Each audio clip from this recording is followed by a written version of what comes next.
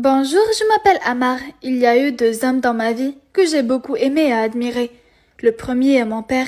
C'est une personne honnête et exceptionnelle.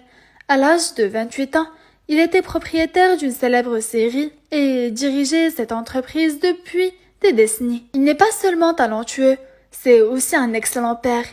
Après le décès de ma mère, mon père ne s'est pas remarié, mais a passé tout son temps à s'occuper de moi. Je l'ai beaucoup apprécié pour cela. Le deuxième homme dont je veux parler est Julien, mon fiancé. C'est un homme dévoué et attentif. Après le mariage, mon père nous a demandé d'emménager dans sa villa. Julien est aussi devenu l'assistant personnel de son père pour gérer l'usine de bois. Notre vie était heureuse jusqu'au jour où une catastrophe soudaine nous a tout pris. Ce jour-là, mon père et mon mari sont partis ensemble en randonnée. C'était leur activité du week-end.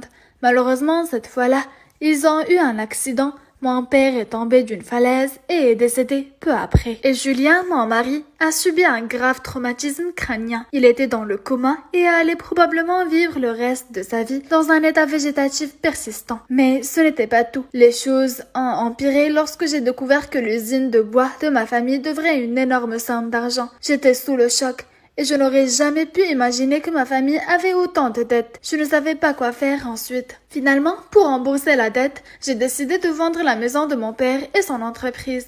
La douleur était loin de décrire mes sentiments à ce moment-là. J'avais besoin de retrouver rapidement mon esprit et d'apprendre comment commencer une nouvelle vie. Après avoir vendu ma maison, j'ai déménagé dans une campagne tranquille. J'y ai trouvé un travail posté très convenable avec un salaire pas très bien payé. Mais cela m'a donné le temps de m'occuper de mon mari qui était dans le coma. Notre nouvel endroit est assez désert. Nous n'avions qu'un seul voisin, un homme et sa fille de 15 ans. Le premier jour de l'emménagement, j'ai pris l'initiative d'aller chez lui pour lui dire bonjour. Cependant, cet homme était étrange. Il m'a observé attentivement, puis a claqué la porte alors que je n'avais pas terminé mon introduction. Quelle impolitesse! Ce n'est pas une bonne façon de traiter une femme. Et ce n'est pas tout. J'ai aussi découvert que sa copine était également très étrange. Ce jour-là, j'ai grimpé seule à l'échelle pour réparer la gouttière. La pluie de la veille avait coincé quelques branches de l'arbre dans celle-ci. En essayant de nettoyer le désordre, l'échelle sur laquelle je me tenais est soudainement tombée. Heureusement, j'ai pu m'accrocher à la gouttière et éviter de tomber. Cependant, avec le poids de mon corps, mes bras ont rapidement perdu leur force. Ils se dérobaient lentement. J'ai regardé le sol avec panique, sachant que cela me ferait très mal si je tombais. À ce moment-là, je ne pouvais que crier à l'aide. Et juste au moment où j'allais tomber, la fille d'à côté m'a découvert à temps et a couru pour ramasser l'échelle pour moi. Je suis lentement descendue et j'ai poussé un soupir de soulagement. J'ai voulu remercier la petite fille de m'avoir sauvée, mais elle est vite partie avec un air effrayé. Le lendemain, j'ai apporté un panier de gâteaux à la maison de la voisine pour la remercier. Je pensais que cela améliorerait les relations entre nous deux. Cependant, l'homme a appris que sa fille était sortie toute seule et l'a grondée avec colère. Et la pauvre fille a fondu en larmes de peur. Voyant l'atmosphère tendue, j'étais sur le point d'expliquer que la petite fille n'avait que de bonnes intentions, mais il m'a renvoyé en aboyant qu'il ne voulait pas que je m'en prenne à sa famille. De retour à la maison, de nombreuses questions sont apparues dans mon esprit. Pourquoi l'autre homme a réagi de façon excessive? Et pourquoi avait-elle si peur de son père? Je craignais que cette pauvre petite fille ait des problèmes avec son père. Depuis ce jour, j'avais passé plus de temps à observer la famille de l'étrange voisin. J'ai remarqué que l'esprit de la petite fille n'était jamais tranquille.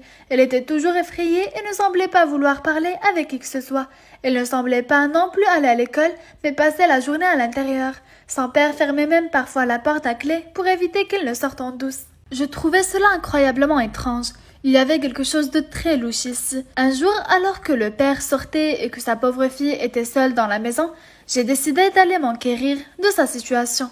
Au début, elle semblait très timide et effrayée, mais je l'ai convaincue qu'elle pouvait me considérer comme un ami. Avec mon enthousiasme, elle s'est ouverte davantage et s'est présentée sous le nom de Faye. Sa mère était décédée il y a longtemps et elle vivait actuellement avec son père. À part cela, Faye n'a rien dit d'autre. J'ai respecté sa vie privée et lui ai dit que si elle s'ennuyait d'être seule à la maison, elle était la bienvenue chez moi. Je l'ai toujours accueillie et j'étais prête à l'aider si elle en avait besoin. Faye a réfléchi pendant un moment, puis s'est inclinée en signe d'accord. En effet, les jours suivants, Chaque fois que son père partait au travail, Faye se faufilait chez moi.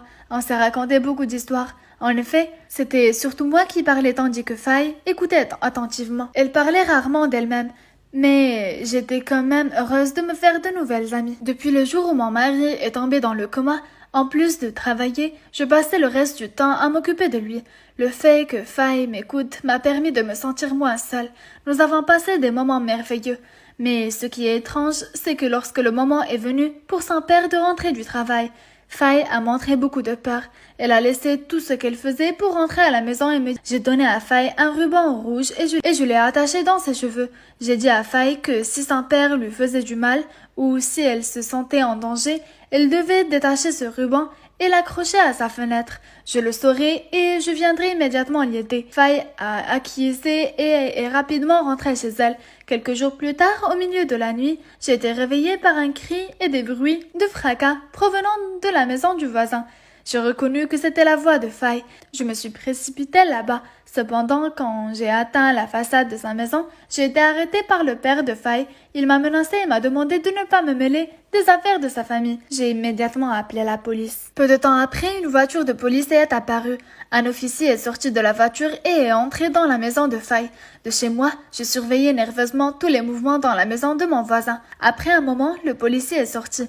À ma grande surprise, il est parti rapidement sans faire quoi que ce soit pour aider la pauvre petite fille. En plus de cela, le policier semblait aussi très proche du père de Faye. Ils se sont serrés la main et se sont vus à la sortie. J'ai immédiatement couru vers la voiture du policier et je lui ai demandé quelle était la situation de Faye. Mais il a juste dit que tout allait bien et m'a dit de ne plus m'approcher à cette famille. Après cela, il est parti rapidement. J'étais à la fois surprise et furieuse de l'attitude du policier. Pourquoi était-il si indifférent? Est-ce parce qu'ils se connaissent? À ce moment-là, j'ai remarqué le regard terrifiant du père de Faye à travers sa fenêtre. Ça m'a mis mal à l'aise.